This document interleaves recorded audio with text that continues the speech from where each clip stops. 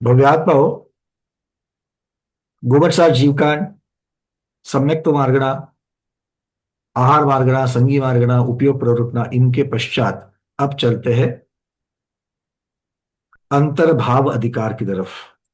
आचार्य भगवान अंतर्भाव अधिकार के बारे में कह रहे हैं कि किस लिए ये चर्चा आचार्य भगवान ने रखी है अंतर्भाव अधिकार की। तो कहते हैं कि अब तक जो अलग अलग वर्णन जीवों के बारे में किया गया है, अलग अलग विषयों का जो किया गया है, इन्हीं को ओघ तरीके से और आदेश तरीके से कहना जरूरी है, उनका कैटेगराइजेशन करना जरूरी है। ओघ और आदेश शब्द आप लोगों को परिचित है ना, ओघ और आदेश। ओघ में कैसा वर्णन होता है, ओघ में कैसा वर्णन होता है। अब देखो, आज से शुरू होने वाले सभी के सभी क्लासेस, आप लोग ज्यादा बोलना है, मैंने सिर्फ प्रश्न करने हैं। जितना पढ़ाना था वो पढ़ाकर हो गया है, जितना बताना था वो सब कुछ बता करके हो गया है। अब आप लोगों को बताना है कि आप लोग क्या समझे। बात समझ में आ रही है? अंतर्भाव अधिकार और आलाप अधिकार में कुछ भी नया नहीं है। चलिए, बहुत बढ़िया, माया पकाले दीदी। और जो एक बात मैं आप लोगों को बताऊं, जो लोगों ने वीडियो बंद रखे हैं, आप चाहे तो आप अपने वीडियो बंद रख सकते हो, किंतु जितना इसमें सहभागी होगे उतना आपका चिंतन बढ़ेगा, उतना गोवंश सार जीवकांड समझ में आएगा। इसलिए अंतर्भाव अधिकार खुलकर सामने आकर के भाग लेने के बाद चिंतन करके उत्तर देना, चर्चा में भाग लोगे, गोवंश सार जीवकांड पक्का होते जाएगा। क्यों? क्योंकि ये वंदना वीडियो ही भैया। ऐसा है अंतर्भाव अधिकार का, जो आपको चिंतन करना है। ठीक है, आचार्य भगवान गाथा देने वाले हैं, किंतु चिंतन करके आपको उत्तर देने हैं, और छोटी छोटी सूक्ष्मता का भी वर्णन होगा। मीना विनायक का दीदी बोलिए। वंदना भैया। माया माया दीदी, आप ओग के बारे में बताना। मीना हा हा विनायक दीदी ओक आप। हाँ, ओक म्हणजे गुणस्थानानुसार आणि आदेश गलत म्हणजे गलत गलत गलत गलत।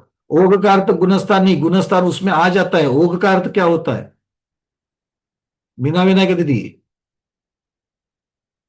भैया जी संक्षेप में वर्णन। संक्षेप वर्ण। अभी आप लोगों को बहुत ही सटीक उत्तर देने की जरूरत है, नजदीक नजदीक वाले उत्तर नहीं चलेंगे मुझे। क्लियर है?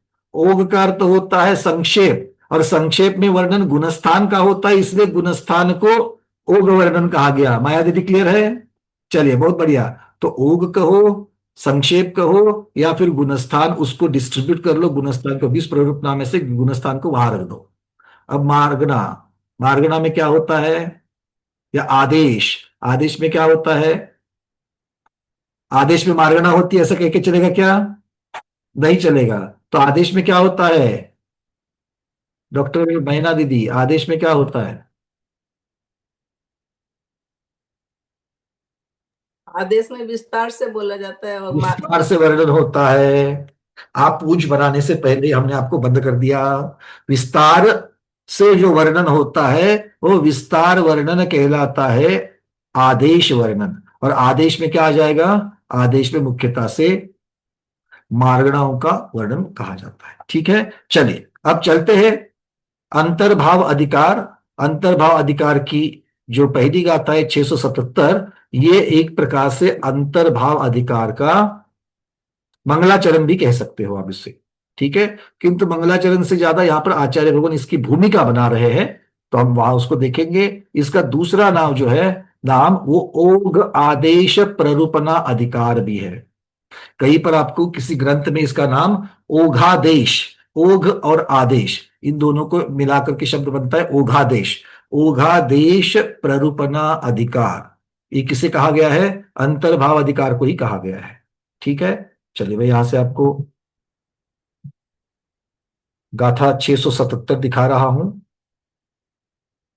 आप सब तक पीडीएफ पहुंच गई है ना? चलिए, आप लोगों के पास ड्राइव की भी लिंक है, जिसके ऊपर से भी आप उसको डाउनलोड कर सकते हो। शेयर कर रहा हूं।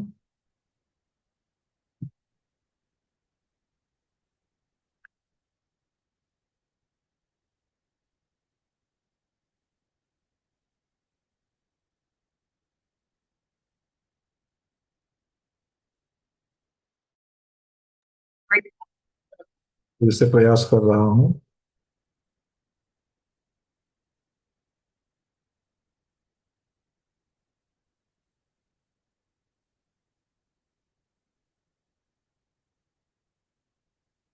चलिए 677।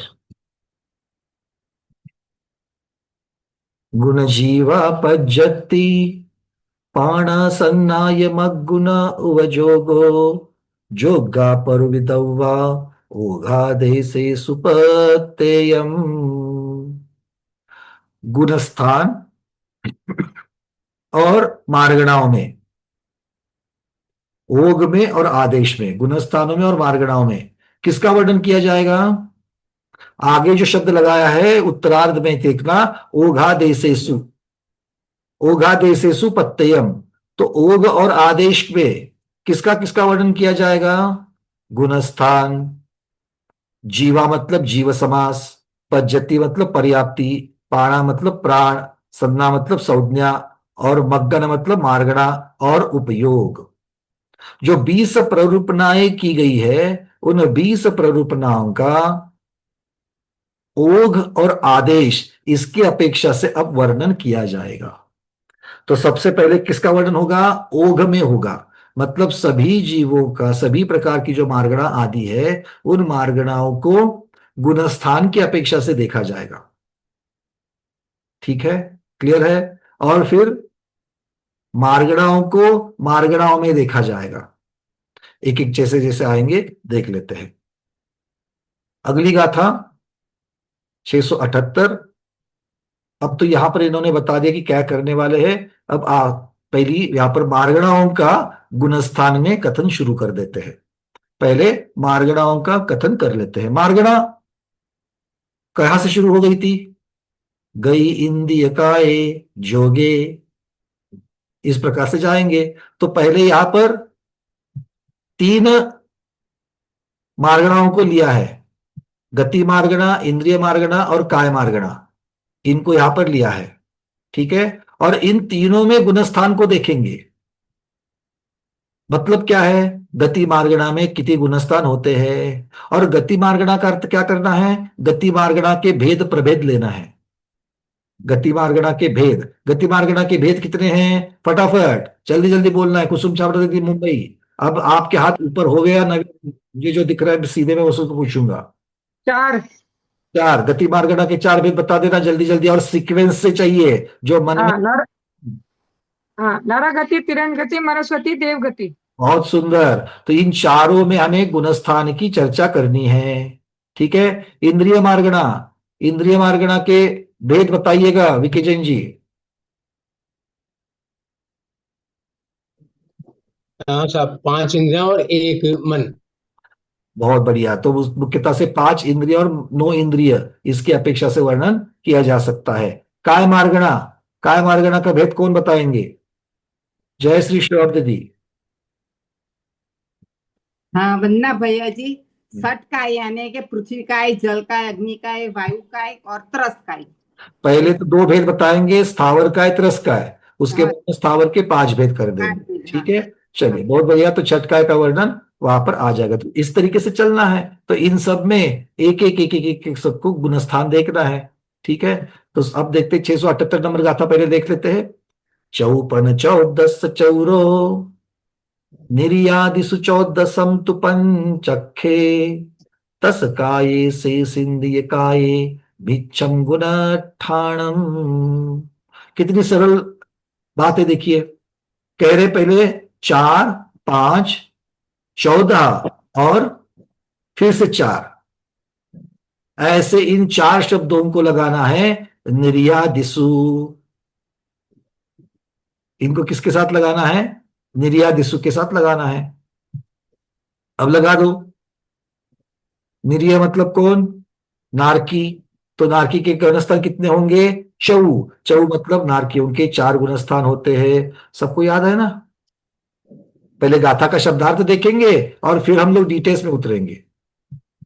उसके बाद पण, पण अर्थात 5। अगली गति तिर्यंज गति, तिर्यंज गति में कितने गुणस्थान? 5 गुणस्थान।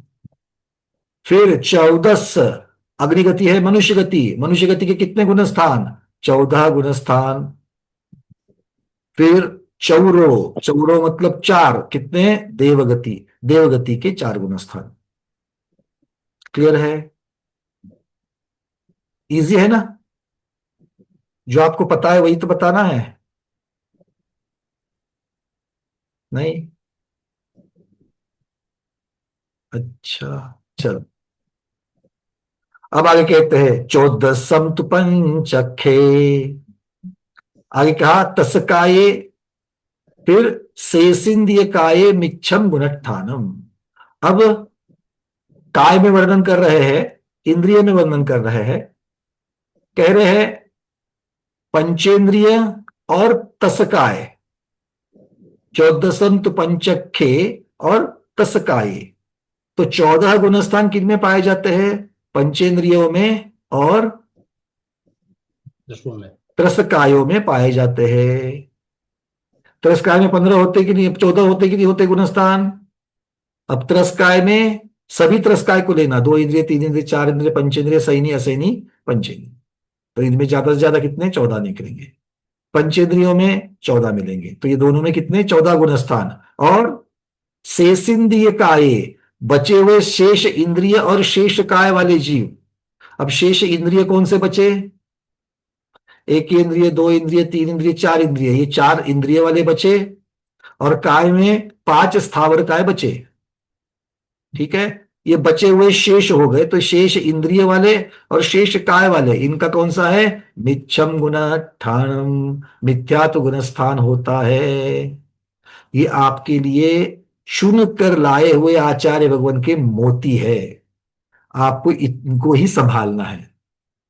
अंतर्भाव अधिकार और आलाप अधिकार, ये सारा रूप है, आपको इनको ही संभालना है। और इन्हीं के आधार पर आप कोई भी ग्रंथ करणानुयोग का पढ़ सकते हो, अगर ये सिद्धांत पता है तो।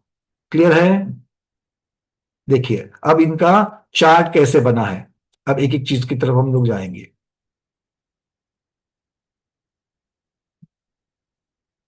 चार्ट दिख रहा है आपको स्क्रीन के ऊपर? पहले मार्गना लिखी है, फिर मार्गना में कहां से कहां तक, ये जो 2 कॉलम है, ये 2 कॉलम का अभी उपयोग नहीं है, किंतु आगे में उपयोग आएगा, तो ऐसे ही रखे हुए हैं।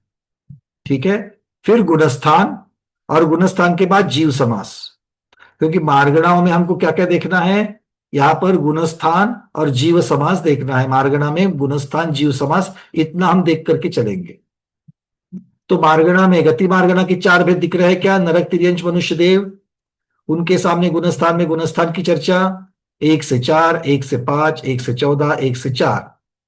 ठीक है, अब ये जीव समास वाली बात जो है ना, वो जरा महत्वपूर्ण है। ये जो चार्ट बना है, यहां पर आपको एब्रिवेशन यूज करने पड़ेंगे। मतलब क्या है? संक्षिप्त ऐसे अक्षरों का उपयोग करके वहां लिखना पड़ेगा। क्यों? क्योंकि सब जगह निर्वृत्त पर्याप्त इतना पूरा कहां लिखेंगे, है ना? तो इसलिए चार्ट के लिए जो चिन्ह उपयोग में आएंगे वो नीचे इस चार्ट के दिए गए हैं। ये चिन्ह आखिर तक अंतर्भाव अधिकार पूर्ण होने तक आपको संभालने हैं। ठीक है, क्या है? देखिए, प का अर्थ होता है पर्याप्तक, अप का अर्थ होता है अपर्याप्तक, और नी का अर्थ होता है निर्वृत्त पर्याप्तक। ठीक है,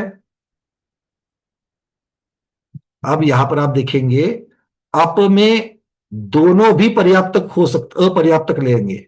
जहां निर्वृत्त पर्याप्तक भी होते हैं और लब्ध पर्याप्तक भी होते हैं। ऐसी चीज जहां पर है, दोनों अपर्याप्तक जहां पर होते हैं वहां पर अप लिखेंगे, और जहां पर सिर्फ निर्वृत्त पर्याप्तक होते हैं वहां पर नी लिखेंगे। बात समझ में आ गई? ठीक है, चलिए। अब यहां पर सप प, ये शब्द का अर्थ क्या होता है? संज्ञी पंचेंद्रिय पर्याप्तक। जहां पर संज्ञी पंचेंद्रिय पर्याप्तक ही होते हैं वहां पर वो शब्द आएगा। जहां पर संधि पंचेंद्रिय अपर्याप्तक होते हैं, मतलब लब्ध पर्याप्तक निर्वृत्त पर्याप्तक दोनों, वो शब्द वहां पर आएगा। और जहां पर सिर्फ संज्ञी पंचेंद्रिय निर्वृत्त पर्याप्तक होते हैं वहां पर वो वाला शब्द आ जाएगा। ठीक है, तो उदाहरण ले लीजिए। निर्वृत्त पर्याप्तक गति, नरक गति में क्या क्या होगा?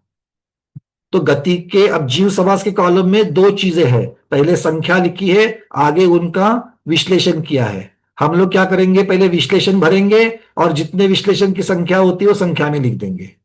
ठीक है, ये आसान है। तो नरक गति में, नरक गति में हमें किस प्रकार के जीव मिलते हैं? एक इंद्रिय, दो इंद्रिय, तीन इंद्रिय, चार इंद्रिय जीव मिलते हैं क्या? कोई कहेगा भैया वहां पर एक इंद्रिय तो सब जगह पर होते हैं, ठसाठस भरे हुए हैं, तो एक इंद्रिय को क्यों नहीं लिया? कौन बताएगा नरक में एक इंद्रिय को क्यों नहीं लिया? होते तो है किंतु उनको क्यों नहीं लिया? जल्दी जल्दी जल्दी है मांगे दीदी। अच्छा, आप ना एक एक काम करना, आप लोग हैंड रेस करना बंद कर दो। मैं यहां से पूछ लूं, क्या होता है हैंड रेस करने से आपका वीडियो शिफ्ट हो जाता है। ठीक है, तो हैंड रेस करना बंद करना, मुझे जिसको लगता है मैं यहां से पूछ लूंगा। तो आज आप मुझे ठप्पा लगा सकते हो किस चीज का? पार्शियलिटी करने का। ठीक है ना, आज आप लोग पूरे खुले हैं, पार्शियलिटी करने के लिए बोल दो मुझे, मैं करूंगा नहीं, फिर भी आप कलंक तो लगा ही सकते हैं, है ना, किसी के ऊपर। हाँ हेमंत दीदी बोलिए। वंदना भैया, जो नारकी जीव होते हैं वो पंचेंद्रिय होते हैं, बाकी जो एकेंद्रिय होते हैं वो नरक गति के जीव नहीं होते हैं। बहुत सरिया, उनका नरक गति, नरक आयु पूरा बताना हेमंत दीदी अगली बार। नरक गति, नरक आयु, इनका उनका उदय नहीं रहता, इसीलिए वो जीव नारकी नहीं कहलाते। भले वहां पर हो, वहां होने मात्र से वो स्वामी नहीं होते। उदाहरण हमने दृष्टांत दिया था, आपके घर में छिपकली भी है, क्योंकि घर के पेपर देखेंगे तो छिपकली के नाम पर है क्या आपके नाम पर है? अरे बाप रे, आधे तो चुप बैठे हैं। छिपकली के नाम पर तो नहीं है आपके घर के पेपर? जाकर के देख लेना, क्योंकि इस प्रश्न का अगर उत्तर आप नहीं दे सकते हो तो फिर गड़बड़ हो जाएगी। ठीक है ना? हाँ चलिए, तो नरक में क्या है? सपप संज्ञी पंचेंद्रिय पर्याप्तक जीव हमको पाए जाएंगे, हाँ या ना? हाँ, और वही जीव जब निर्वृत्त पर्याप्तक अवस्था में रहते, क्योंकि कोई तो नया वहां पर पैदा हो रहा है नरकों में, तो उसको क्या कहेंगे? सौंदी पंचेंद्रिय निर्वृत्त पर्याप्तक कहेंगे। इसको छोड़ करके और कोई नारकियों में होगा क्या? नहीं होगा। तो क्या आएंगे? दो दो समास आएंगे, जीव समास, सप प सपनी। ठीक है, और संज्ञा दो, मतलब संख्या हो गई दो, तो हम जीव समास में संख्या लिखेंगे दो की। ठीक है, क्लियर है? चार्ट बना रहे कि नहीं बना रहे हो? नहीं भैया, आपने बताया ही नहीं था चार्ट बनाना है तो, है ना? बिल्कुल ठीक है, हमारी गलती, हमने नहीं बताया था कि आपको आज चार्ट बनाना है, पर कॉपी तो लाए हो कि नहीं लाए हो? ठीक है, आज देख लेना कैसे बन रहे हैं। ठीक है, और इसको अपने बुक में जरूर बनाना, क्योंकि जब आप बनाते हो बुक में तो और एक बार रिवीजन हो जाती है, सिर्फ कॉपी नहीं करना, समझ समझ करके भर देना उसको, और कल से फिर हमारे साथ में भरते रहना। फिर अब नरक के बारे में गुणस्थान की चर्चा जब हमने की, तो वहां तो 1 से 4 गुणस्थान पाए जाते हैं। तो पहला गुणस्थान नरकों के भेद कर देंगे। अब नरकों के कौन कौन से भेद में पहला गुणस्थान पाया जाएगा? अब देखो, नरकों में हमें जीव समास कितने मिले? दो। तो दोनों की अपेक्षा से आपको वर्णन करना है। हमें निर्वृत्त पर्याप्तक अवस्था भी मिली और पर्याप्तक अवस्था भी मिली।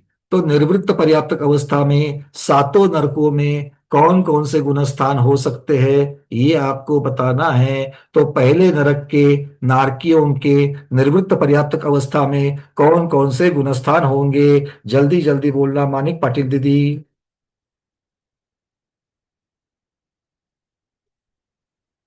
दीदी अनम्यूट कर लो, और चिंता नहीं करना, नहीं आएगा तो हम मिल करके ढूंढेंगे। आप अनम्यूट तो कर लो पहले। हाँ कर रहे हैं भैया। हाँ हो गया। दीदी मानिक दीदी बोलिए।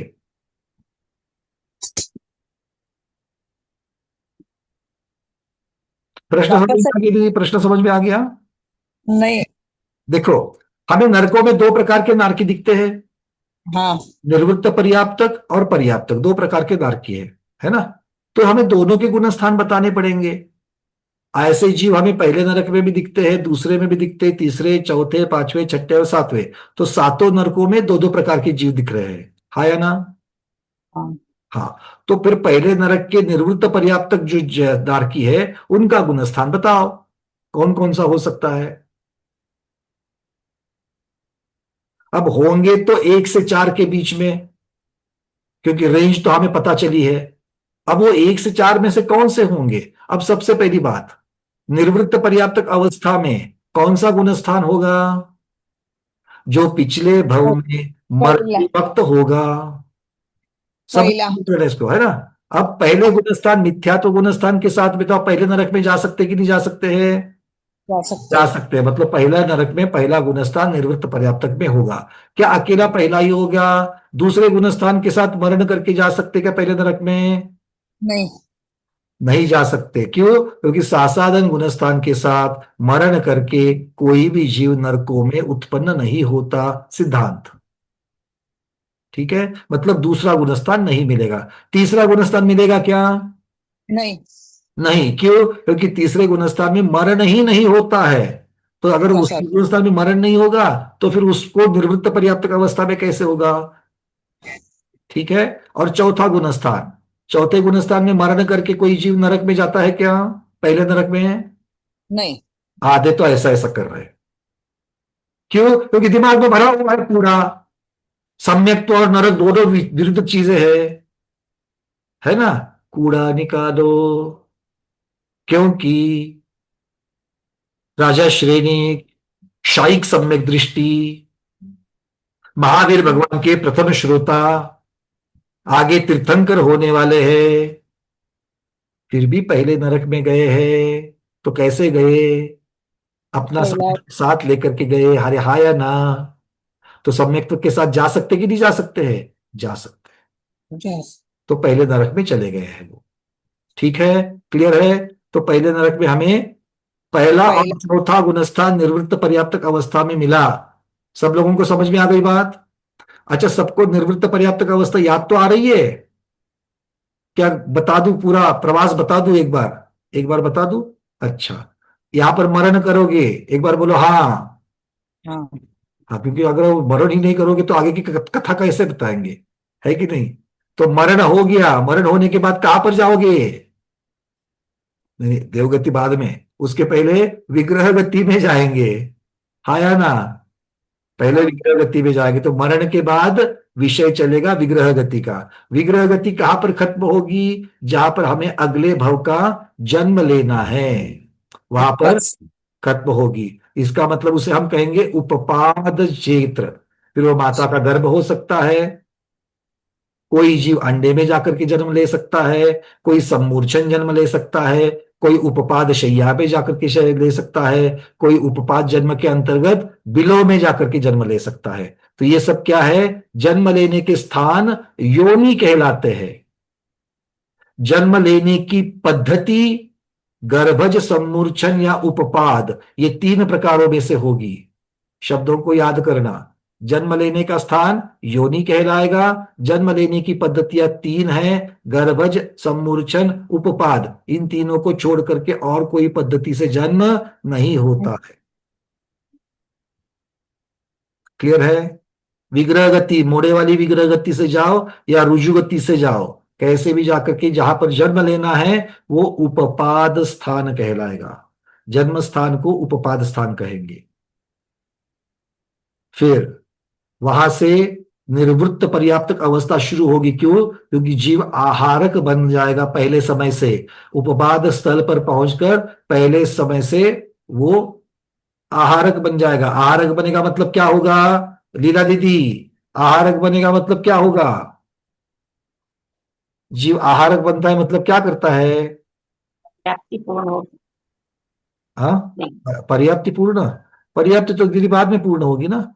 आहारक होगा मतलब क्या आहार करेगा, रोटी सब्जी, पोहा उपमा डोसा, क्या खाएगा। आहार करना है ना। अभी अभी तो आहार आहार मार्गना देखिए ना, आहरण इति आहारः। आहरण करना मतलब आहार लेना है, तो आहरण करना मतलब ग्रहण करना। तो किसे ग्रहण करेगा वो, लेना चालू करेगा।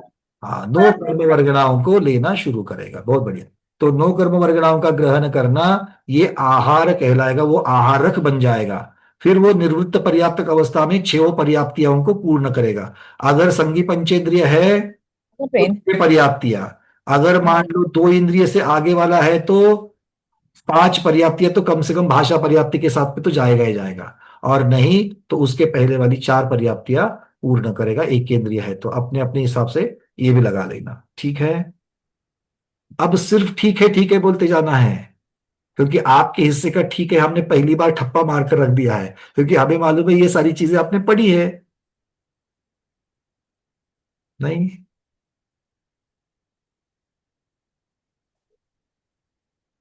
अभी आपने जितनी गर्दन हिलाई है, 2 मिलीमीटर, 3 मिलीमीटर, 4 मिलीमीटर या 5 मिलीमीटर, क्या इतनी ही आपकी गर्दन हिलती है?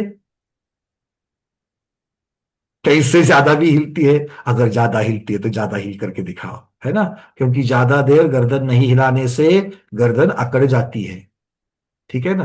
तो हमें बीच बीच में व्यायाम भी करना है। चलिए, बहुत बढ़िया, क्लियर हो गई कथा। निर्वृत्त पर्याप्तक के बाद में पर्याप्तक बनेंगे अंतर्मुहूर्त के पश्चात, और पर्याप्तक कब तक रहेंगे?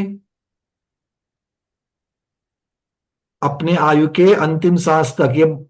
ये प्रधान वर्णन, इसमें कहां पर चेंज होगा, किसकी अपेक्षा से चेंज होगा? आहारक हृदयधारी मुनिराज की अपेक्षा से इसमें बदल होगा। क्यों? क्योंकि ऐसे मुनिराज को अपनी पर्याप्तक अवस्था में ही फिर से अपर्याप्तक अर्थात निर्वृत्त पर्याप्तक की अवस्था आ सकती है, जब वो आहारक पुतले की निर्मिति करेंगे। उसके बाद में फिर से वो पर्याप्तक बनेंगे आहारक काय योग की अपेक्षा। इस प्रकार से समझ लेना, ठीक है। तो ये साधारणता है। तो पहले नरक की चर्चा हो चुकी। पहले नरक में अपर्याप्तक अवस्था में पहला और चौथा गुणस्थान मिल गया, और पर्याप्तक अवस्था में पहले नरक में कौन कौन से गुणस्थान मिलेंगे पूर्णिमा दीदी? पर्याप्तक अवस्था में कौन कौन से गुणस्थान मिलेंगे? जल्दी से। हाँ, पर्याप्तक अवस्था में तो नरक गति में तो पहले नरक में तो एक पहला और चौथा मिलेगा, और बाकी के 6 गुणस्थानों में मात्र पहला गुणस्थान ही होगा। दीदी मैं जितना पूछ रहा हूँ उतना ही बताना है। पहले नरक की चर्चा चल रही है, पहले नरक के बारे में बताना, ठीक है ना। पहले नरक मैं में इतना पहला और कंफ्यूज चौथा होकर पूछ रहा गुणस्थान, हूँ। हाँ, पहला और चौथा गुणस्थान 2 गुणस्थान रहेंगे। अच्छा, दूसरा और तीसरा नहीं होगा पहले नरक में? पर्याप्त ना, नहीं होगा ना। क्यों नहीं होगा? अब मैं आपको प्रश्न पूछ रहा हूँ, देखो चिंतन करते हैं, कोई निर्णय लेने से पहले चर्चा तो कर सकते हैं। अगर क्योंकि पहले आप सुनो, आप पहले तो ये समझ लो, क्योंकि आपने उत्तर तो दे दिया। चौथा गुणस्थान जिसका अगर प्रथमोपशम कर दिया पहले नरक में किसी जीव ने, कोई मिथ्या दृष्टि है पहले नरक में, पहले नरक में मिथ्या दृष्टि होते कि नहीं होते? होते हैं, क्योंकि पहला गुणस्थान होता है पर्याप्तकों में। अब ऐसा जीव अगर प्रथमोपशम करे पहले नरक में, तो चौथे गुणस्थान से निकल करके उसके अनंतानुबंधी का उदय आकर के क्या वो सासादन में जा सकता है कि नहीं जा सकता है? नहीं, क्योंकि सासादन गुणस्थान में मरण के साथ में दूसरे गुणस्थान में नहीं जा सकते, ऐसा चर्चा नियम है। पर्याप्तक की चल रही है कि अपर्याप्तक की चल रही है? नहीं, पर्याप्तक की चल रही, तो पर्याप्तक के साथ अपर्याप्तक मरण वाली बताएगी क्या? अभी पर्याप्तक के साथ में, पर्याप्तक की चर्चा में मरण वाले का कोई संबंध होगा क्या पिछले मरण का? नहीं होगा। अब तो वो जीव अपना अपना स्वतंत्र है, तो उसने प्रथमोपशम किया, प्रथमोपशम में एक समय से 6 अवधि का समय बचा, उसमें उसके अनंतानुबंधी का उदय आ गया, तो वो आकर के दूसरे गुणस्थान में जा सकता है, बिल्कुल जा सकता है, पर्याप्त है। मतलब ऐसे जीव का दूसरा गुणस्थान हो सकता है, ठीक है। अगर उसके सम्यक मिथ्यात्व मिश्र प्रकृति का उदय आता प्रथमोपशम के अंत में, तो वो तीसरे गुणस्थान में भी जा सकता है, मिश्र गुणस्थान में भी जा सकता है। अगर पहले नरक का नारकी, प्रथमोपशम की चर्चा छोड़ दो, अगर पहले नरक का नारकी वहां पर शायद क्षमिक सम्यक दर्शन प्राप्त करे, कर सकता है कि नहीं कर सकता है? कर सकता है। तो क्षायब क्षमिक सम्यक दर्शन अगर उसको प्राप्त हो जावे, कैसे? उसके सम्यक्त प्रकृति का उदय है, और वहां पर वो क्षायब क्षमिक सम्यक दृष्टि बन जाए पर्याप्तक अवस्था में, और अब उसके मिश्र प्रकृति का उदय आ जावे, तो चौथे से तीसरे गुणस्थान में आ सकता है। मतलब क्या हो गया? पहले नरक के पर्याप्तक अवस्था में 1 से 4 चारों गुणस्थान हो सकते हैं। सबको समझ में आ गई बात? क्लियर है? हाँ। पूर्णिमा दीदी को आगे किया है, सब लोग समझना है इसको।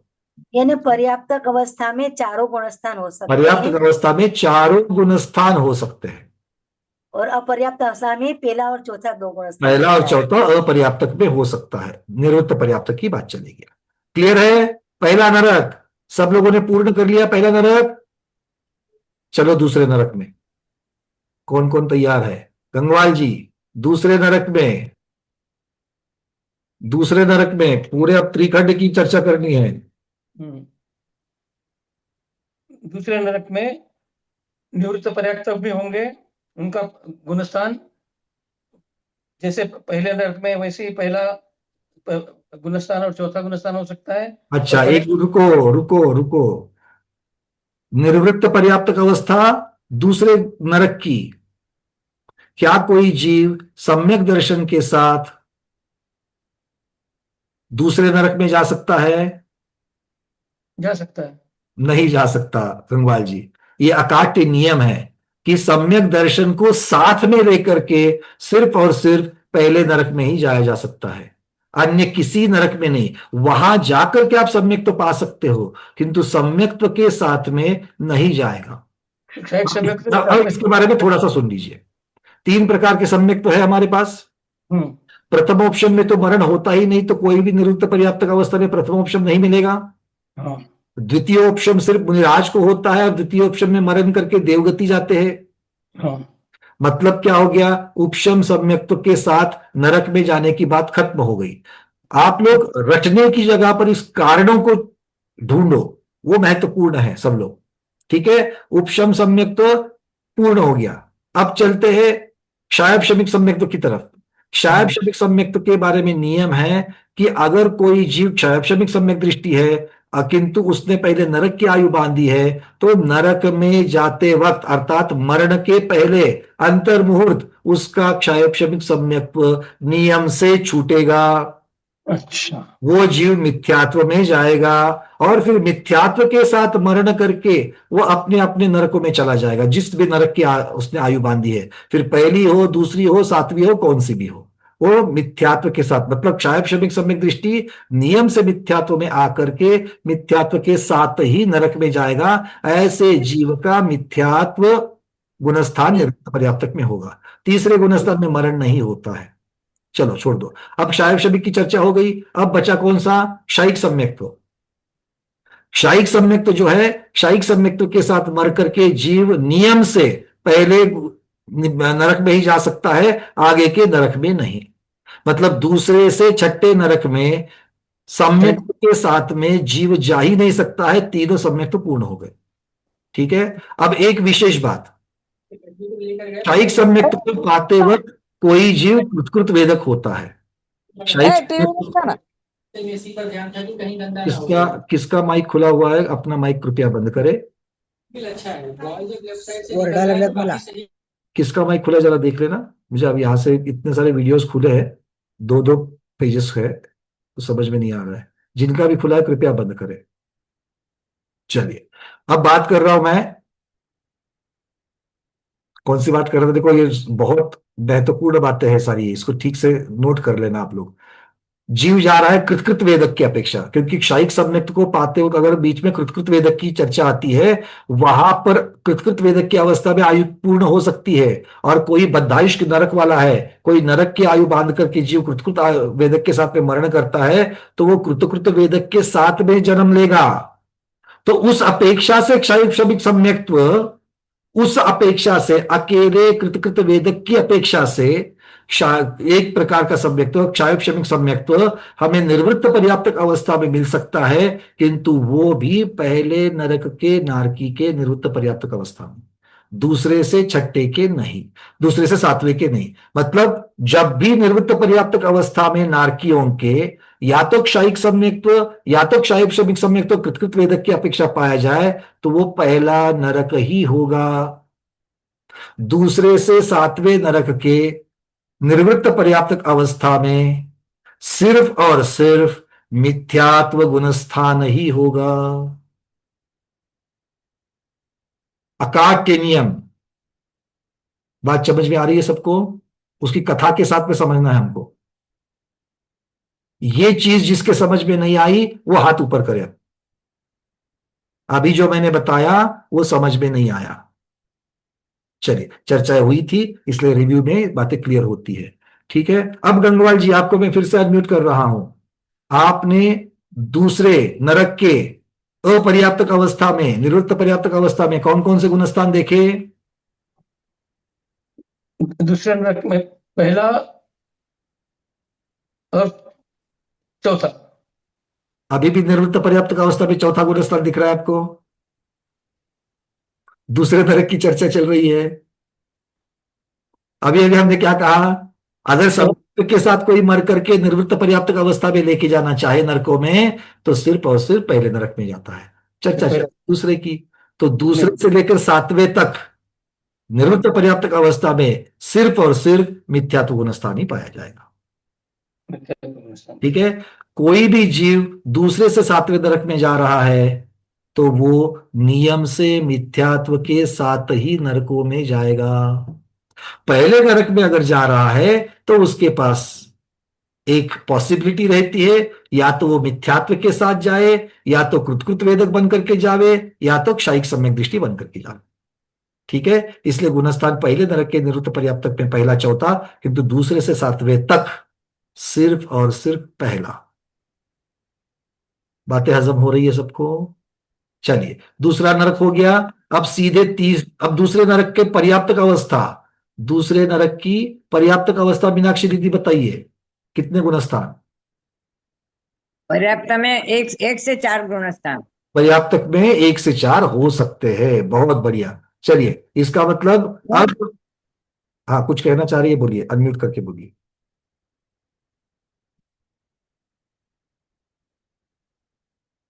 दीदी अनम्यूट कर लीजिए, मीनाक्षी दीदी। मीनाक्षी दीदी अनम्यूट कर लीजिए, आवाज नहीं आ रही आपकी। बोलिए।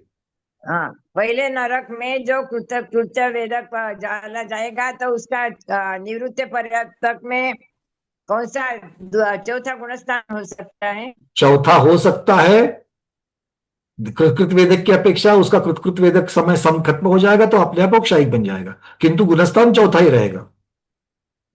अच्छा, पहले नरक की अपेक्षा। ठीक है, चलिए। हाँ। रूबी दीदी कोई आपका प्रश्न है? चलिए, नहीं।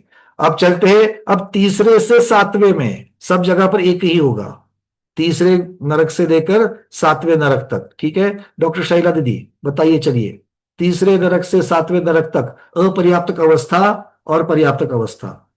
अपर्याप्त अवस्था में मिथ्यात्व गुणस्थान रहेगा और पर्याप्त में 1 से 4 गुणस्थान हो सकते हैं। सभी के सभी हो सकते हैं। चलिए, बहुत बढ़िया। क्लियर है सब लोगों को? चलिए, अब एक बात बताना है, सातवें नरक में कोई जीव पर्याप्तक बन करके शायद क्षणिक सम्यक दृष्टि बन सकता है क्या? सातवें नरक में कोई जीव पर्याप्तक के बनने के पश्चात शायद क्षणिक सम्यक दृष्टि बन सकता है क्या? किरण गोधा दीदी।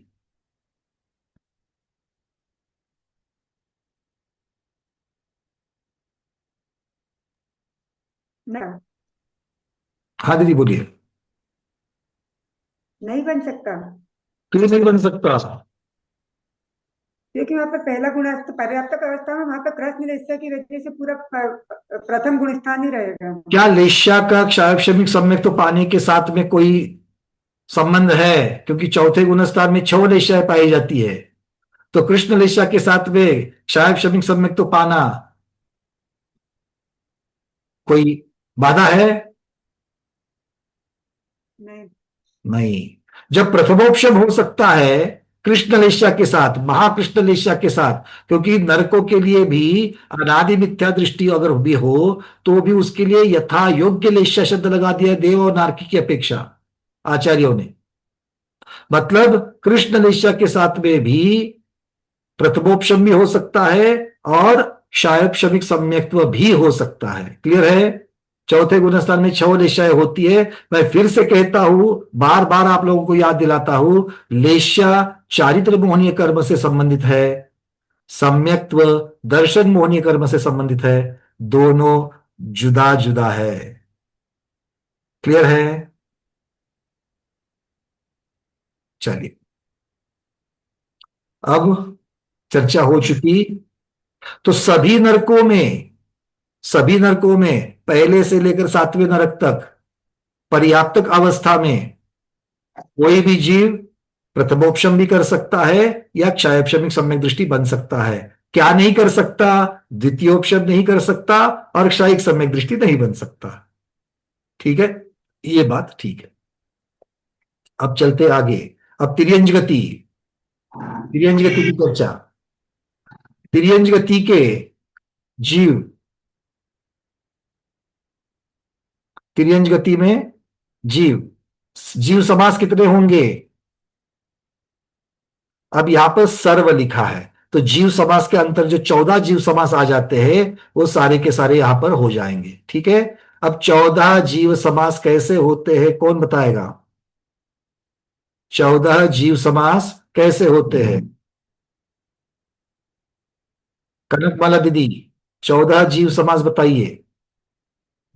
वंदा भैया जी, एक इंद्रिय सूक्ष्म और बादर, 2 इंद्रिय, 3 इंद्रिय, 4 इंद्रिय, पंचेंद्रिय, सैनी और असैनी, ये सातों जीव पर्याप्त भी होते हैं और अपर्याप्त भी होते हैं। ऐसे 14 जीव समास होते हैं। फिर से कहिए। एक इंद्रिय को तो पहले हम लोग ले लेते हैं, चलो सबके पैसे पहले। एक इंद्रिय सूक्ष्म और बादर, फिर 2 इंद्रिय, 3 इंद्रिय, 4 इंद्रिय, पंचेंद्रिय, सैनी और असैनी, ये सातों ही जीव पर्याप्त भी होते हैं और अपर्याप्त भी होते हैं। ऐसे 14 जीव समास हैं। देखो, एक इंद्रिय आपने ले लिया, हाँ, उसके बाद 2 इंद्रिय, 3 इंद्रिय, 4 इंद्रिय, पंचेंद्रिय, सैनी और सैनी पंचेंद्रिय, असैनी पंचेंद्रिय, 6 हो गए दीदी। तो एक इंद्रिय सूक्ष्म और बादर दोनों ही लिए। एक इंद्रिय के सूक्ष्म बादर लिए, हाँ, तो वो 2 कर लिए, और बाकी हाँ, अगर एक इंद्रिय के सूक्ष्म बादर तो 2 हो गए, हाँ, फिर 2 इंद्रिय के बादर, 3 इंद्रिय के बादर, 4 इंद्रिय के बादर, सैनी पंचेंद्रिय, असैनी पंचेंद्रिय, बादर, तो ये 7 हो गए दीदी। हाँ, और सातों पर्याप्त और अपर्याप्त दोनों ही होते हैं, इसलिए 14। बहुत बढ़िया, सातों के पर्याप्तक और अपर्याप्त, इस प्रकार से 7 और 7 14 जीव समास हो जाते हैं। सबको समझ में आ गई बात? क्लियर, बहुत बढ़िया। तो ये 14 जीव समास जो है, ये 14 के 14 जीव समास तिर्यंज गति में पाए जाते हैं। एक ही है गति, तिर्यंज गति, जिनमें सभी के सभी जीव समास पाए जाते हैं। अब मनुष्य गति में क्या क्या मिलेगा? मनुष्य गति में 1 से लेकर के 14 ही गुणस्थान होते हैं। हाँ, गुणस्थान तो चलो 14 आपने बता दिया। अब जीव समास की चर्चा करते हैं। अनिता पहाड़ी दीदी, मनुष्यों में कौन कौन से जीव समास दिखेंगे? पर्याप्त और अपर्याप्त। पर्याप्तक, अपर्याप्त, किंतु सौदनी पंचेंद्रिय पर्याप्तक दिखेंगे। सौदनी पंचेंद्रिय पर्याप्तक, असौदनी अपर्याप्तक। सौदनी पंचेंद्रिय अपर्याप्तक मतलब आपको दोनों लेने हैं, निर्वृत्त पर्याप्तक और लब्ध पर्याप्तक दोनों भी होते हैं। इसलिए शब्द लगेगा सौदनी पंचेंद्रिय अपर्याप्तक। समझ में आ गई बात? हाँ, क्योंकि लब्ध पर्याप्तक की अलग कैटेगरी नहीं है, या तो अकेले निर्वृत्त पर्याप्तक कहो, या तो फिर अगर लब्ध पर्याप्तक भी होते हैं तो सीधे अपर्याप्तक कहो। ठीक है, तो इस प्रकार से ये दोनों भी जीव समास यहां पर हो जाते हैं। अगर किसी को चर्चा करनी हो तो हैंडरेस का बटन दबा देना, और जो अपना काम पूर्ण हो जाए हैंडरेस का बटन हटा देना। ठीक है, चलिए अब चलते देवगति में अपर्याप्तक अवस्था में कौन कौन से जीव समास मिलेंगे? स्मिता दोषी दीदी। देवगतीमध्ये चौथा म्हणजे 1 से 4 गुणस्थान आहेत देवगती। दीदी मैंने प्रश्न क्या किया? मी ऐकले नहीं भैया, मी नादात होते। कोई बात नहीं है, वो नाद को छोड़ दीजिए, तो आप अनाद में आ जाओगे। अब बताओ वहां पर, कोई बात नहीं, अरे होता है, सबके साथ होता है, दिमाग में कुछ दूसरा ही चलता है। तो प्रश्न ये है कि देवगति में कौन कौन से जीव समास, क्योंकि गुणस्थान की चर्चा आप लोगों ने पहले कर ली, अब देवगति में कौन कौन से जीव समास होंगे? मनुष्य गतीच आहे ना देवगतीमध्ये, मनुष्य गती। देवगति मतलब मनुष्य गति। जीव समास म्हणजे संज्ञे म्हणजे पंचेंद्रिय, संज्ञे पंचेंद्रिय पर्याप्त। हाँ, एक मिल आणि गया। संज्ञे पंचेंद्रिय अपर्याप्त दोन्ही असते। अपर्याप्तक भी होंगे। हे जे विग्रह गतीमध्ये असतात ना भैया, चलो जागृति दीदी, क्या होगा? अपर्याप्तक होगा क्या इसमें? सप अप होगा क्या? सौदी नहीं, पंचेंद्रिय निवृत्त पर्याप्तक पर्याप्तक, संगी पंचेंद्रिय निवृत्त पर्याप्तक और संगी पंचेंद्रिय पर्याप्तक, दो ही होंगे। बिल्कुल ठीक। स्मिता दीदी, अगर आप अपर्याप्तक कहोगे तो उसमें निर्वृत्त पर्याप्तक और लब्ध नाही, पर्याप्तक दोनों आ जाएंगे। नाही निवृत्तच म्हणायचं होतं म्हणजे मला अच्छा बरोबर. कोई बात नहीं, आज आप थोड़ा सा आप नाद में है ना, तो इसलिए आप आगे पीछे जा रही है। कोई बात नहीं है, ठीक है। निवृत्तच तो म्हणायचं होतं. सौतनी पंचेंद्रिय, देखो हमारा उत्तर सब लोगों के लिए है। मतलब आप जो उत्तर बताते हो उससे कोई भ्रमित ना हो जाए, वो गलती करेंगे तो उसका दोष हम बताने वाले को जाता है। बहुत महत्वपूर्ण बात है माइक खोलना, बहुत जिम्मेदारी वाला काम है, सब लोग समझ लो ये, ठीक है ना? क्योंकि आपके हिसाब से अगर कोई सामने वाला अगर आपको स्वाध्यायी समझता है अच्छा वाला, और अगर आपका कथन करते वक्त गलत शब्द चला गया तो कितनी बड़ी भूल हो जाएगी, हाँ या ना? और आप सब लोग स्वाध्यायी हो कि नहीं हो? बड़े स्वाध्यायी हो कि नो? हैं? अब तो कोई बड़ा स्वाध्यायी नहीं कह रहा है। कोई सामने से आकर के आपकी अगर थोड़ी सी तारीफ कर दे, अरे घूमट साहब जीव का 2 महीने से 2 वर्षों से पढ़ रहे हैं, तो कैसा लगता है अंदर? हाँ वहां तो है, हम अच्छे हैं, ठीक है ना? चलो भाई, समझ में आ गई बात? देवगति में सौदनी पंचेंद्रिय नारकियों में बनेगा वैसे ही बनेगा। सौदनी पंचेंद्रिय पर्याप्तक, सौदनी पंचेंद्रिय निर्वृत्त पर्याप्तक, दो जीव समास मिलेंगे। चलिए, अब देवों के निकाय कितने? देवों के निकाय कितने? 4 निकाय। तो 4 निकाय की अलग अलग चर्चा कर लेते हैं। भवनवासी, व्यंतरवासी और ज्योतिषवासी, इन तीनों के अपर्याप्तक अवस्था में कौन कौन से गुण स्थान होंगे?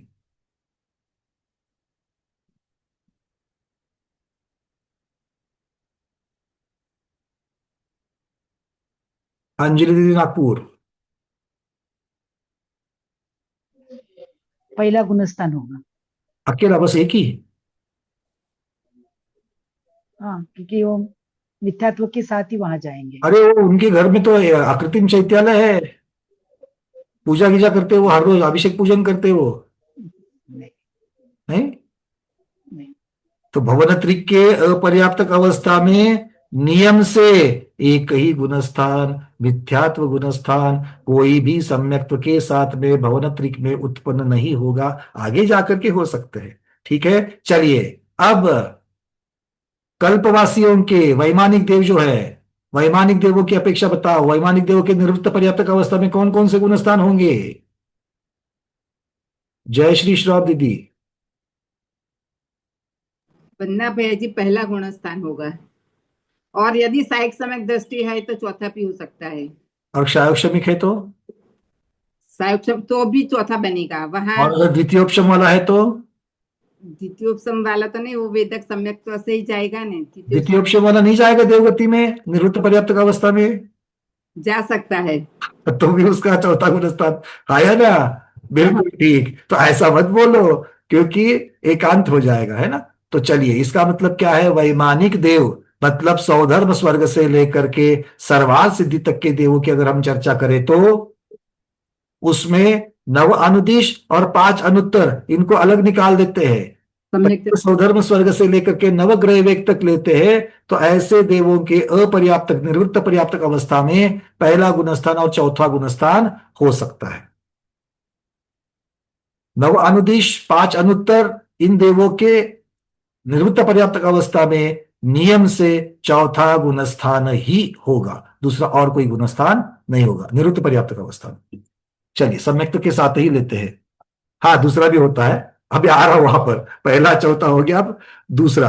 अब फिर से सौधर्म स्वर्ग से लेकर के नवग्रह वेग तक जो देव है उनमें निवृत्त पर्याप्तक अवस्था में दूसरा गुणस्थान भी हो सकता है कि नहीं हो सकता है? हो सकता है। कोई सासाधन के साथ मरण करके वो भी वहां जा सकता है। मतलब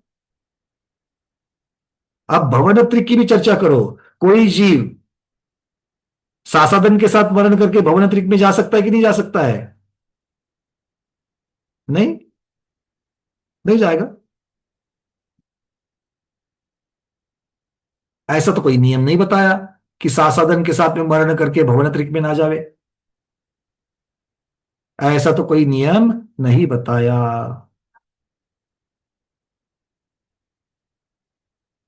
तो सासादन गुणस्थान, क्योंकि सासादन गुणस्थान पूर्ण करके वो जीव नियम से मिथ्यात्व में जाना ही जाना है, और सासादन की अवस्था एज गुड एज मिथ्यात्व की अवस्था ही मानी गई है।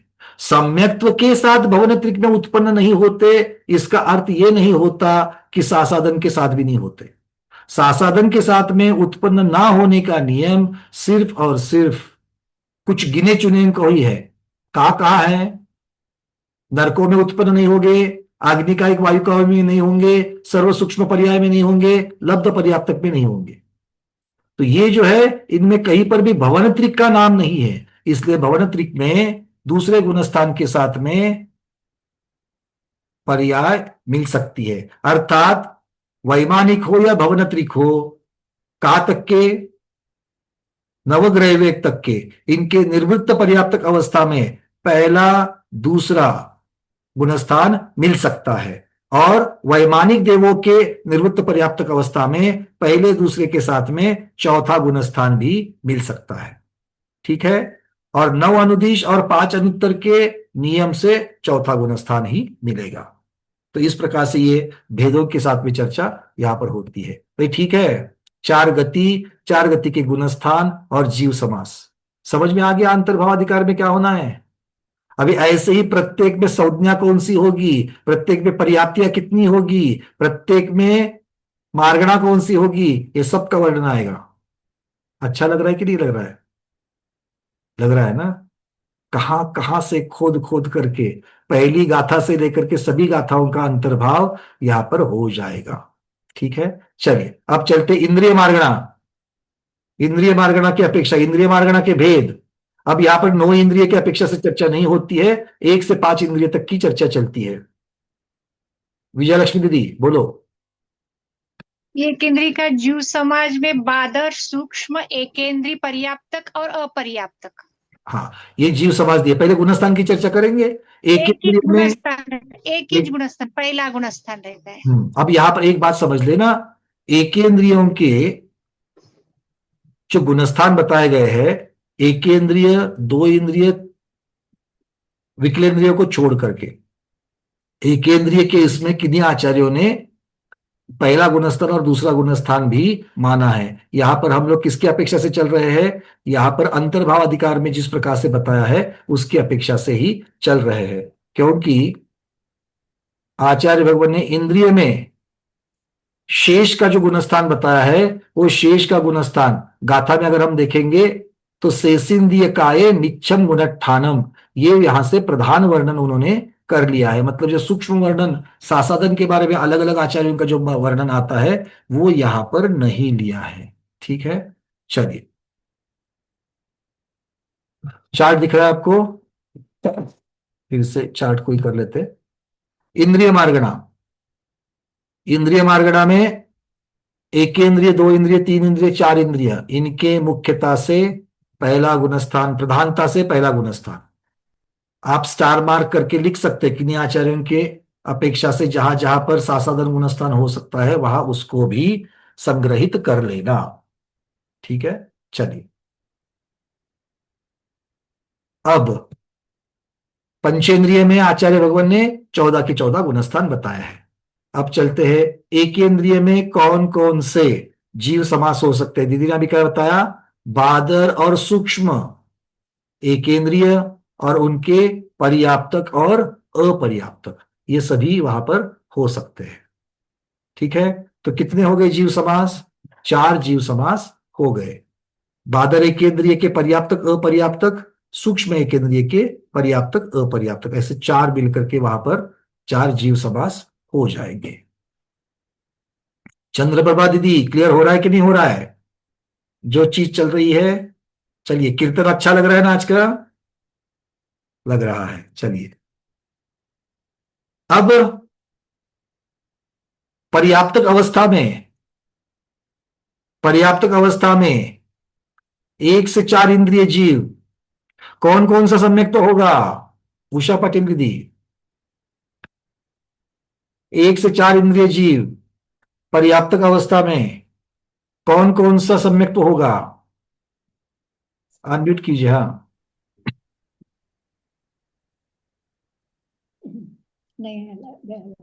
अभी अभी चर्चा चल रही, गुणस्थान सिर्फ पहला बता रहे हैं, तो पहले गुणस्थान के साथ कोई संबंध तो हो सकता है क्या दीदी? पहला नहीं है, पहला हाँ गुणस्थान पहला है। अच्छा, गुणस्थान पहला है पर सम्यक तो हो सकता है, ऐसा कहीं है क्या? नहीं नहीं नहीं नहीं ना, ऐसी कोई व्यवस्था नहीं है। मतलब क्या हो गया कि इन जीवों में 1 से 4 इंद्रियों में किसी भी अवस्था में कोई भी सम्यक्त्व नहीं होगा। ठीक है, चलिए। अब मेरे पास में एक सर्प है, बिना मन वाला। कैसा सर्प है? बिना मन वाला है। उसे कौन कौन सा सम्यक्त्व होगा? बिना मन वाले सर्प को पंचेंद्रिय है। आचार्य भगवान ने पंचेंद्रियों में 14 तक के गुणस्थान बताए हैं। तो मेरे पास एक बिना मन वाला सर्प है, तो उस सर्प को पंचेंद्रिय है, कौन कौन सा सम्यक तो हो सकता है? प्रतिभा दीदी।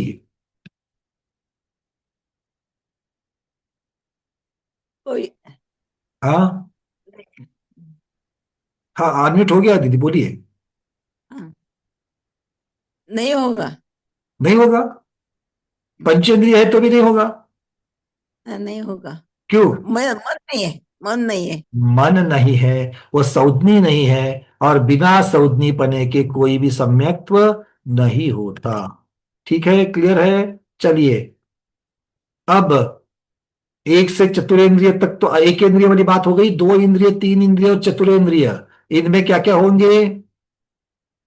2 इंद्रिय, 3 इंद्रिय, 4 इंद्रिय, मतलब विकलेंद्रिय की चर्चा कर रहे हैं। विकलेंद्रिय में जीव समास की चर्चा कर लो, तो 2 प्रकार के जीव समास मिल रहे हैं। पर्याप्तक तो है, तो होते ही होते हैं, और अपर्याप्तक होंगे, मतलब निर्वृत्त पर्याप्तक भी होते हैं और लब्ध पर्याप्तक भी होते हैं। इस अपेक्षा से ये दो दो समास यहां पर बताए गए हैं। चलिए, बात करते हैं पंचेंद्रिय की। पंचेंद्रियों में गुणस्थान 1 से 14, जीव समास कितने होंगे देख लेना।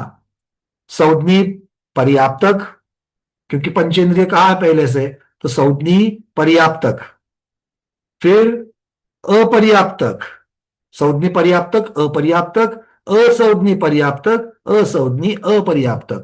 क्योंकि होंगे तो 2 प्रकार के पंचेंद्रिय, संज्ञी पंचेंद्रिय, असंज्ञी पंचेंद्रिय, और उनके पर्याप्तक अपर्याप्तक ऐसे भेद होंगे। अपर्याप्तक में क्या क्या होगा? निवृत्त पर्याप्तक और लब्ध पर्याप्तक दोनों भी भेद हो जाएंगे। इसका मतलब है, कल अगर आपको कहीं पर इस प्रकार का वर्णन आता है, असंज्ञी पंचेंद्रिय लब्ध पर्याप्तक जीव, तो ऐसा कोई जीव होता है कि नहीं होता है? असंज्ञी पंचेंद्रिय लब्ध पर्याप्तक, ऐसा होता है कि नहीं होता है? तो ये वाला चार्ट सामने आएगा तो समझ में आएगा कि हाँ, होते हैं। पंचेंद्रियों में संज्ञी असंज्ञी होते हैं, और दोनों में पर्याप्तक अपर्याप्तक, दोनों प्रकार के अपर्याप्तक होते हैं। ठीक है ना? इस चार्ट का फायदा देख लो। बहुत बार ऐसा प्रश्न मन में उठता है, अरे इनमें लब्ध पर्याप्तक होता है कि नहीं? क्यों? क्योंकि सूक्ष्म बादर, लब्ध पर्याप्तक, पर्याप्तक, निर्वृत्त पर्याप्तक, इतने सारे शब्द है हमको सताने के लिए, है ना? ये शब्द सताते कि नहीं सताते? प्रामाणिकता से बताना। बिल्कुल सताते हैं। संज्ञी असंज्ञी, भव्य अभव्य, वो केवली भगवान की अपेक्षा से। भाव मन है कि द्रव्य मन है, ये जो जो शब्द सताते हैं ना, उनका एक ही बार में पड़ाव कर लेना और अच्छी तरीके से दिमाग में रख देना। ठीक है ना? हाँ, चलो, अब आते हैं कायमार्गण। यहां तक की बातें क्लियर है सबको? आगे बढ़े कायमार्गण की तरफ।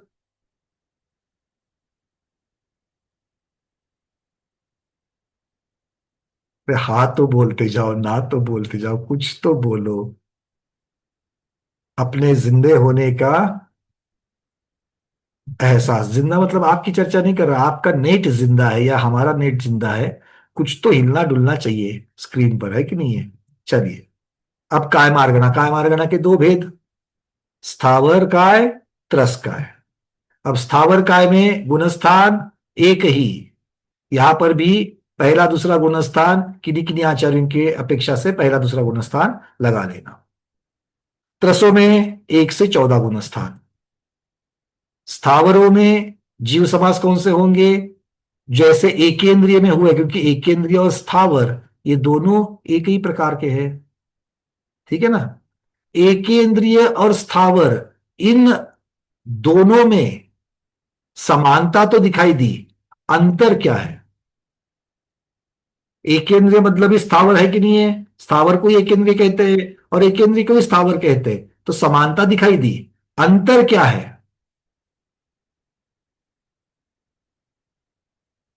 कोई नया मुझे चाहिए उत्तर देने वाला। अगर बहुत दिनों में जिन्होंने हाथ ऊपर नहीं किया, अगर ऐसा कोई है तो मैं उनको पहले बताऊंगा। और आज बहुत सारे वीडियो भी खुले हुए हैं, एक मिनट जरा देख लूं मैं।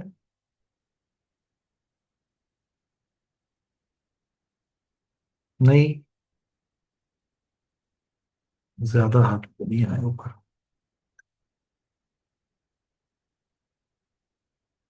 सुमंगला कोठारी दीदी बताइए, अनम्यूट करिए दीदी।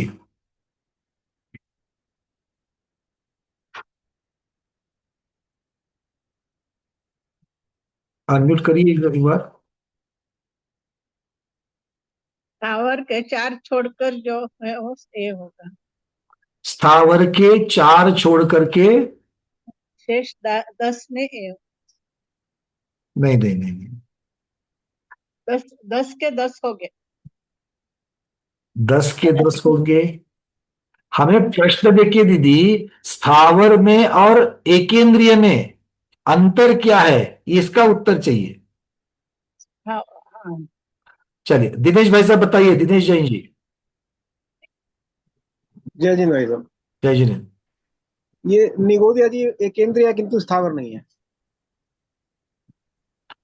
निगोदिया जीव एकेंद्रिय है किंतु स्थावर नहीं है। क्यों, वो स्थावर में नहीं आ सकते क्या निगोदिया जीव? अगर उनको मैं वनस्पति काय कहूं तो दिनेश जी, अगर उनको मैं वनस्पति काय कहूं तो वो काय के अंतर्गत आएंगे कि नहीं आएंगे? वनस्पति काय में आए। हाँ, तो उनके पास काय तो है, क्योंकि षट काय में से कोई ना कोई तो काय आएगी हर एक जीव की। संसारिक जीव है तो षट काय में से कोई ना कोई तो काय आएगी। तो अंतर क्या है दोनों में, स्थावर और एकेंद्रिय में?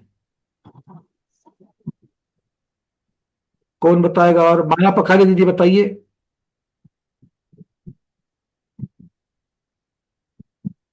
इंद्रिय की अपेक्षा इंद्रिय की प्रधानता और काय में काय की प्रधानता, काय की अपेक्षा।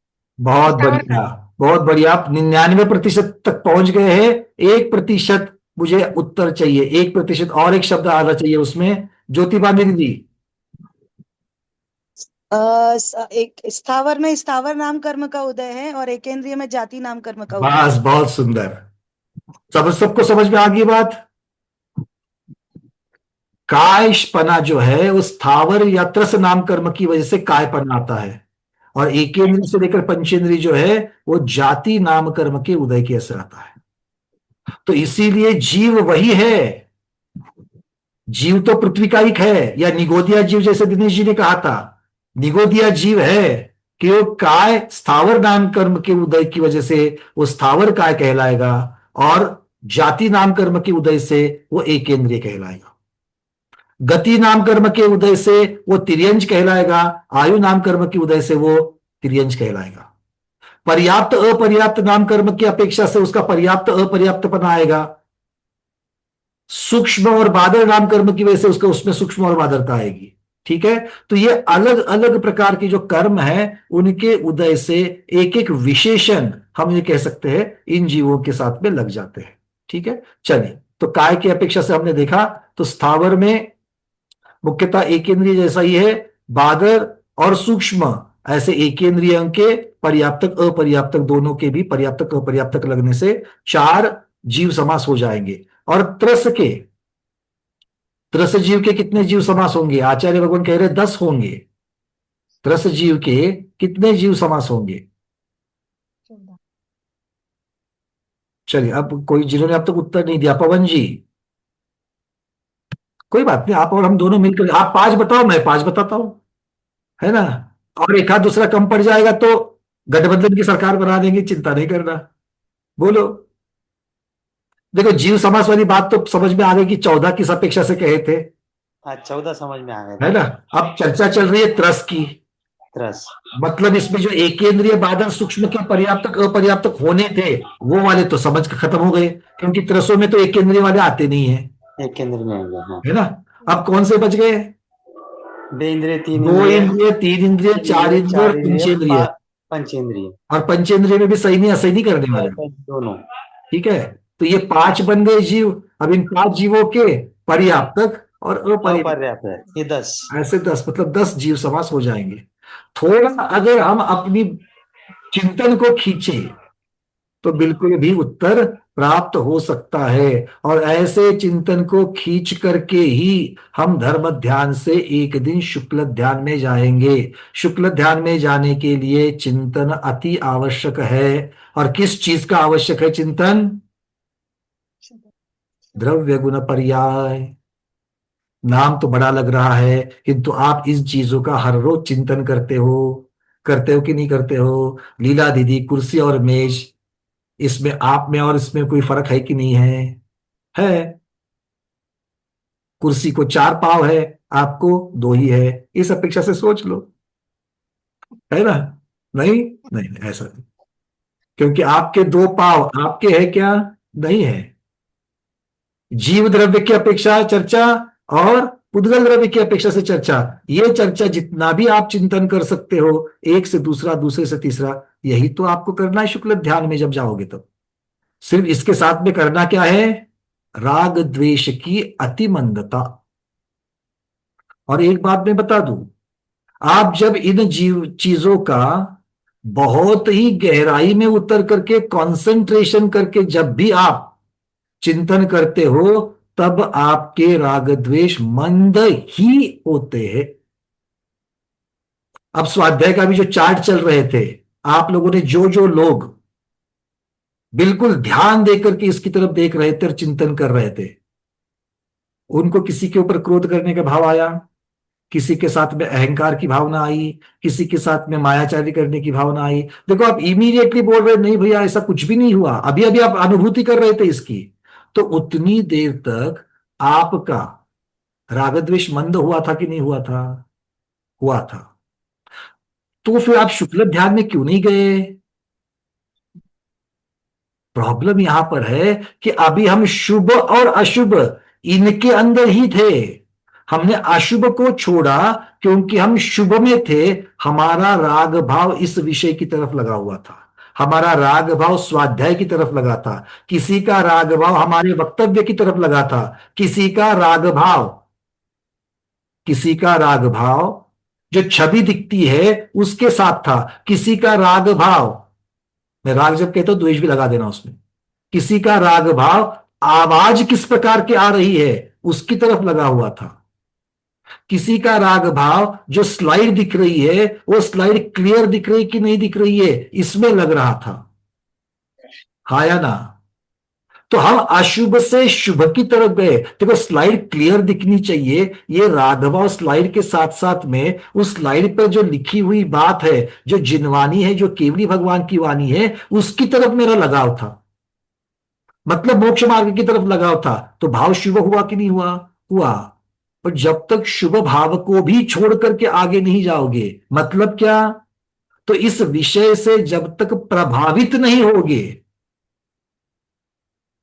तब तक शुक्ल ध्यान में नहीं जाएंगे। तो यहां तक तो चढ़ना सब लोग जानते हैं, बस 2 या 3 सीढ़ियां बची हुई है, ठीक है ना। किंतु वो पात्रता इसके साथ नहीं आने वाली है ना। अकेले भाव से नहीं होता। तो कुसुम दीदी छाबड़ा अभी मुंबई में, वो हर रोज गाड़ी में घूमती है, वहां पर वहां से भी स्वाध्याय सुनती है। वो बोलेगी भैया देखो मैं स्वाध्याय के साथ में तो मेरा राग भाव है, थोड़ा रुको मैं प्रभावित होना बंद करती हूं, बैठे बैठे मैं मेरे गाड़ी में से मैं देखो शुक्ल ध्यान आरोहण करती कि नहीं करती हूं। पर नहीं होगा दीदी, क्योंकि भाव के साथ में द्रव्य, क्षेत्र और काल 3 चीजें भी तो महत्वपूर्ण है। द्रव्य के साथ में स्त्री पर्याय लगी है, अगर पुरुष पर्याय लगी है तो भी कपड़े लगे हुए हैं। क्षेत्र की अपेक्षा से इस क्षेत्र से भरत क्षेत्र से अभी कोई शुक्ल ध्यान वाली परिस्थिति नहीं बनती है, और काल की अपेक्षा ये पंचम काल है, इसमें भी नहीं बनती है, फिर भी प्रयास करना नहीं छोड़ना चाहिए, क्योंकि जो प्रैक्टिस करेंगे वही प्रैक्टिस आगे में भी काम में आएगी।